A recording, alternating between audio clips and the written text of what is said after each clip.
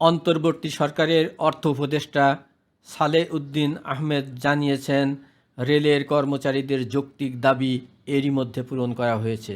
বেশ কয়েকদিন আগেই আমাদের তাদের যৌক্তিক যে সেগুলো আমরা দিয়েছি, তারপরে তারা কেন করেছে এটা তাদের ব্যাপার। ওভারটাইমের ব্যাপার ছিল ওদের যে ইস্যুটা, সেটা আমরা সলভ করেছি। আমরা বলছি ঠিক আছে, ওভারটাইম ইস্যু করো। অন্যগুলোর এখন যদি বলে যে আমরা পেনশন, গ্র্যাচুইটি এগুলো যোগ করতে হবে, তো অন্য অন্য সংস্থা তো আরও অনেক দাবি আছে। তিনি বলেছেন, এর বাইরে আর কোনো দাবি মানা সম্ভব না। আজ মঙ্গলবার 28শে জানুয়ারি সচিবালয়ে সাংবাদিকদের এসব কথা বলেন অর্থ উপদেষ্টা।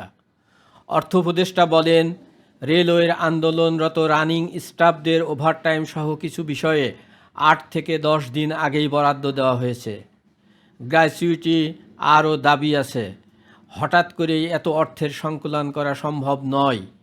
জানা গেছে, অ্যালাউন্স যোগ করে পেনশন এবং আনুতোষিক সুবিধা সংক্রান্ত সমস্যার সমাধান না হওয়ায় কর্মবিরতি পালন করেছেন রেলওয়ের রানিং স্টাফরা। সোমবার রাত 12টার আগে কমলাপুর থেকে ট্রেন ছেড়ে গেলেও মধ্যরাত থেকে শিডিউলে থাকা ট্রেনগুলোতে ওঠেননি রানিং স্টাফরা।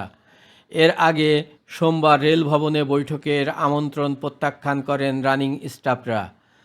রেলওয়ের কর্মীদের অভিযোগ, দিনে 8 ঘন্টার জায়গায় রানিং স্টাফদের কাজ করতে হয় 15 থেকে 18 ঘন্টা। রেলের নেতারা বলছেন, দীর্ঘদিন ধরে ন্যায্য মজুরির দাবি জানানোর পরও কর্তৃপক্ষ কোনো ব্যবস্থা নিচ্ছে না। দৈনিক বর্তমান, দেশ বাংলা, ঢাকা।